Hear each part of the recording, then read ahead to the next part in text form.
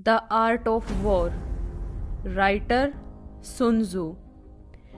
जब भी कोई देश वॉर के लिए मैदान में आता है तो उस वॉर के साथ साथ उसका वजूद भी जुड़ा होता है, क्योंकि अगर वो वॉर में जीतता है तो उसके देश का एरिया बढ़ जाएगा। वहीं दूसरी तरफ अगर वो हार जाता है तो फिर उसके पास कुछ नहीं बचता। जिंदगी भी एक ऐसी ही जंग की तरह है जो हमें कई बार लड़नी होती है। जिंदगी में लिए गए फैसलों से हमारा बिजनेस, हमारा करियर सब पर इफेक्ट पड़ता है। यही वजह है कि जिंदगी की हर एक वॉर को जीतने के लिए वॉर जीतने की कला का आना बहुत ही ज़रूरी है। वॉर के मैदान में उतरने से पहले आर्मी का जनरल अगर दुश्मन की प्लानिंग के हिसाब से अपनी स्ट्रेटजी को बनाता है तो वो वॉर को आसानी से जीत सकता है।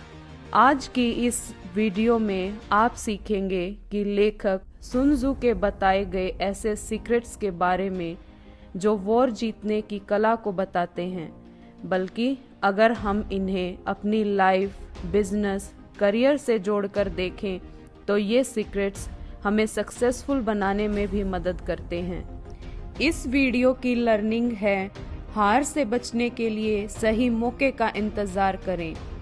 सुन त्सू कहते हैं कि एक सक्सेसफुल वॉरियर उसी बैटल को लड़ता है जिसके लिए उसे पता होता है कि वह उसे जीत ही लेगा।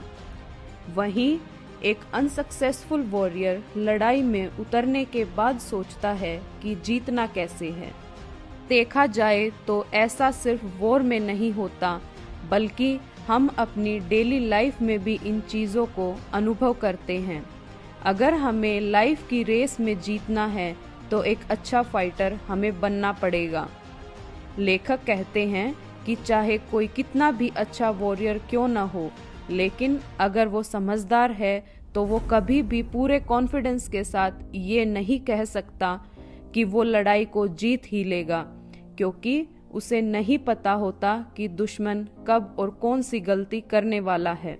छत्रपति शिवाजी महाराज, पेशवा बाजीराव जैसे हमारे वीर योद्धा भी हमेशा मौके का इंतजार करके ही अटैक करते थे और अपनी छोटी टुकड़ी से दुश्मन की बड़ी से बड़ी सेना को मात देते थे। इसीलिए एक अच्छा वॉरियर हमेशा दुश्मन के गलती करने का इंतजार करता है। एक सक्सेसफुल आर्मी जनरल जानता है कि जीतने के लिए 5 रूल को फॉलो करना जरूरी है। फर्स्ट रूल, आपको पता होना चाहिए कि कब लड़ना है और कब नहीं लड़ना है। यानी मुश्किलों से जब हम लड़ने के लिए कैपेबल हो जाएं तभी उनका सामना करें या सोच समझकर ही फैसला लें। आपको पता होना चाहिए कि अपने से कमज़ोर और ताकतवर से कैसे वॉर जीतनी है। यानी प्रॉब्लम्स चाहे छोटी हों या बड़ी, लाइफ में दोनों को फेस करना आना चाहिए और दोनों के लिए अलग अलग स्ट्रेटजी होनी चाहिए।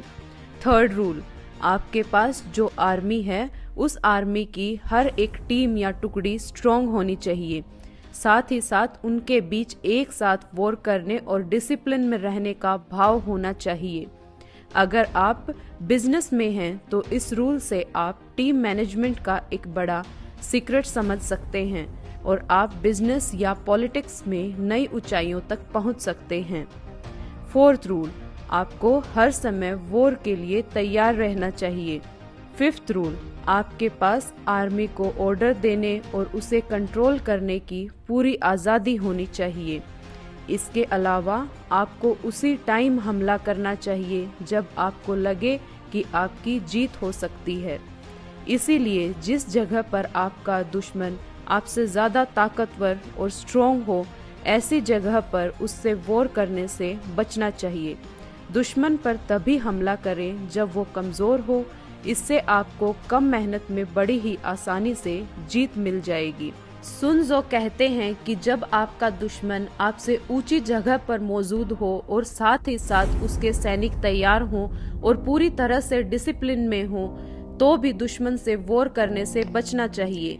इस सीख को अगर लाइफ या बिजनेस के पॉइंट ऑफ व्यू से देखें तो आपको अपने कॉम्पिटिटर से उस समय सीधा मुकाबला करने से बचना चाहिए। लेखक कहते हैं कि कभी भी गुस्से की वजह से वॉर नहीं करना चाहिए, क्योंकि आपका गुस्सा तो कुछ टाइम के बाद शांत हो जाएगा, लेकिन एक बार आपका एम्पायर खत्म हो गया तो उसे फिर से वापस जीतना बहुत मुश्किल हो जाएगा। इसलिए वॉर तभी करें जब आपके पास जीतने के लिए कुछ न कुछ हो। हम हड़बड़ाकर या गुस्से में कोई भी डिसीजन ना लें, हमेशा सोच समझकर ही फैसला लें। लेखक कहते हैं, दुश्मन के जाल में फंसने से बचें, इसीलिए ऐसी जगह पर वॉर करने से बचना चाहिए जहां से आर्मी तक खाने पीने की चीजें आसानी से नहीं पहुंच सकती। इस तरह शॉर्ट में कहें तो खुद को हार से बचाते हुए जीत के सही मौके का इंतजार करना चाहिए। उसी तरह जीवन में भी हमेशा अपॉर्चुनिटी की तलाश में रहना चाहिए और जब भी अपॉर्चुनिटी मिले हमें उसका भरपूर फायदा उठाना चाहिए। अगर आपको वीडियो अच्छी लगी हो तो अपने परिवार और दोस्तों के साथ शेयर करें और चैनल को सब्सक्राइब जरूर करें।